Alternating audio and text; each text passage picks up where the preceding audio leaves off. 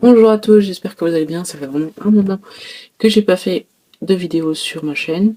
D'ailleurs, si vous n'êtes pas abonné, n'hésitez pas à vous abonner. Donc aujourd'hui, je vais vous présenter le Mavic Mini. Ça fait déjà 3 mois et demi que je l'ai et je voulais vous en parler parce que j'ai eu le temps de le tester et je peux vous dire tout ce que j'aime et ce que je n'aime pas sur ce drone. Alors, ce petit Mac Mini, moi je l'ai acheté en pack Flymore Combo, donc avec la mallette, qui est d'ailleurs très pratique pour le transport si vous bougez beaucoup. Donc on a le drone, la radiocommande, les 3 batteries avec la station de charge. Ensuite,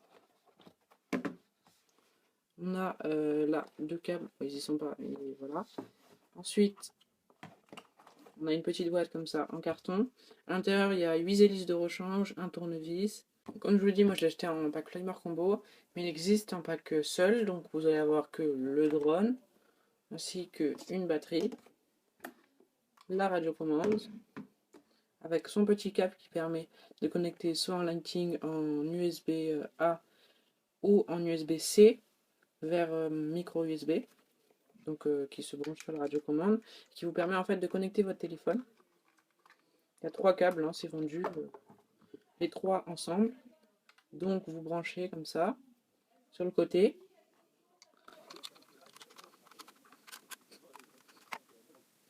Et ça vous donne un résultat comme ça. Vous pouvez brancher votre téléphone. Vous allez aussi avoir un câble pour charger le drone directement, comme il n'y a pas de station de charge, donc vous le branchez à l'arrière en USB-C, comme ça, voilà, donc avec la batterie, et vous allez avoir aussi le câble de la radiocommande qui vous permet de le charger en micro USB. Pour moi c'est assez minime pour un pack pour 300 €, et donc j'ai choisi de prendre la mallette parce que avec un drone comme ça, les hélices risquent de se tordre si on le met dans une poche, dans un sac.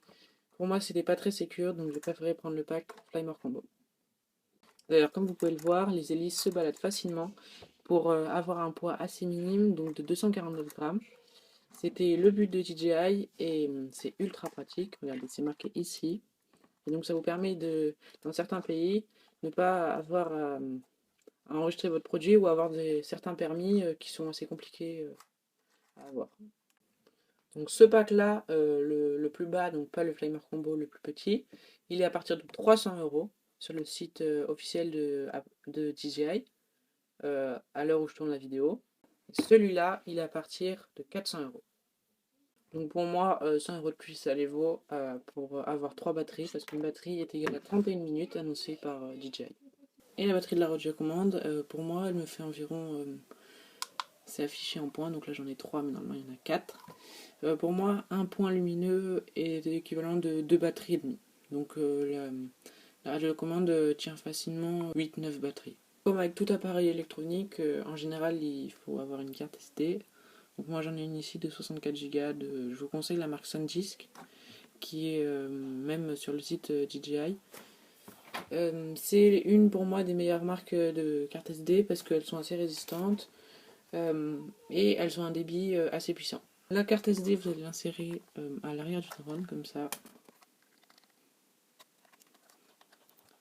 Et vous pourrez faire avec ça vos magnifiques vidéos soit en 2,74 30 fps ou vos photos en 1080p. Quand vous achetez votre drone sur le site de DJI, les avantages c'est que vous pouvez bénéficier d'une garantie de 1 an ou de 2 ans si vous souhaitez. Ça s'appelle DJI Car Refresh.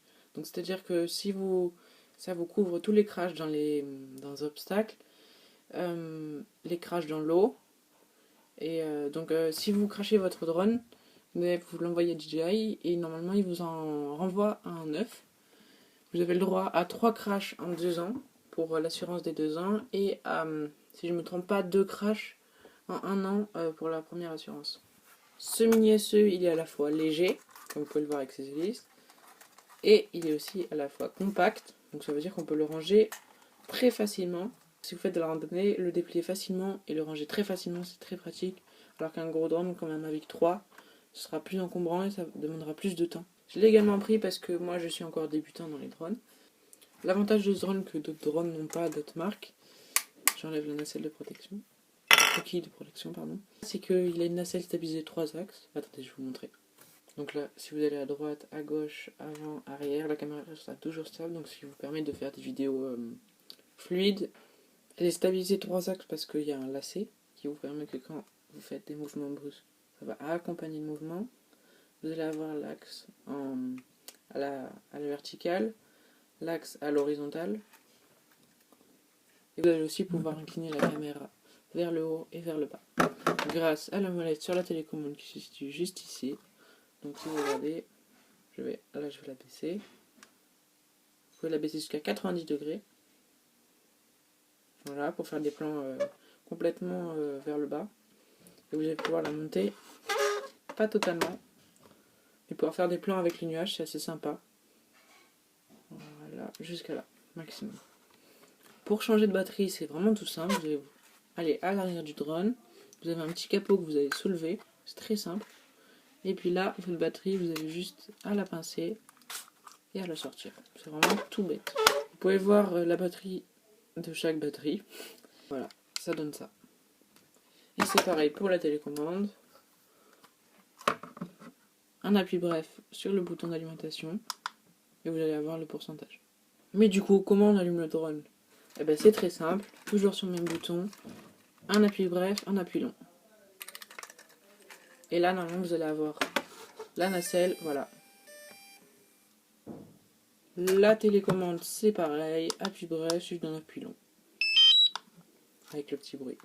C'est pareil pour tous les appareils DJI. Pour la radiocommande, donc, je voulais présenter le bouton d'alimentation pour allumer et voir le pourcentage de la batterie. Ici, on va avoir 2 antennes qu'on peut orienter différemment selon la position du drone. Pour les ranger, c'est très simple. Vous clipsez, voilà. Si votre drone, vous le perdez de vue ou que vous perdez le signal, vous avez ici le petit bouton RTH. Donc vous appuyez une fois et un appui long, pareil, et votre drone normalement va revenir au point de départ, donc là où il a décollé. Ensuite, juste en dessous, pour optimiser la place, vous allez avoir les joysticks qui vous permettront de piloter votre drone.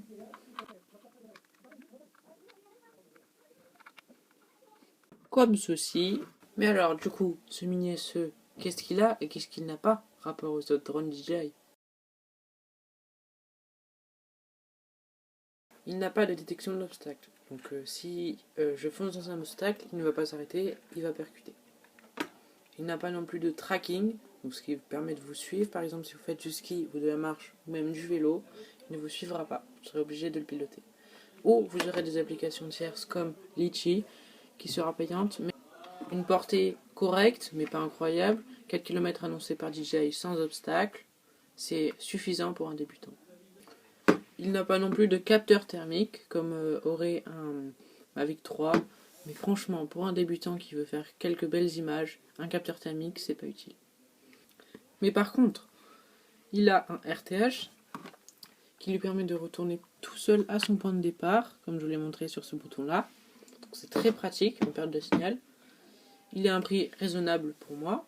C'est le premier drone entrée de gamme de chez DJI. Il est compact et léger, ce qui est très pratique. Très facile à piloter pour les débutants. Il filme en 2,7K et fait des photos en 1080p, 2,7K 30 fps. Il a une nacelle stabilisée, 3 axes, donc ce qui lui permet de faire des vidéos stables et fluides. Et il a une très bonne autonomie pour un drone d'entrée de gamme, 31 minutes annoncé par DJI. Pour moi, si vous débutez dans le domaine du drone et que vous souhaitez faire de belles images, sans savoir trop piloter un drone, le DJI Mini SE est le meilleur drone au bon prix. Après, c'est sûr qu'il y a le Mini 2, mais on va être sur du 4K, donc une meilleure qualité, et une portée de 10 km. Mais franchement, si vous voulez débuter et vous avez un assez petit budget, le Mini SE fera largement l'affaire. Et voilà, c'est tout pour cette vidéo, j'espère qu'elle vous aura plu. N'hésitez pas à lâcher un pouce dans la barre des pouces bleus et à vous abonner si vous n'êtes toujours pas abonné sur la chaîne. A bientôt.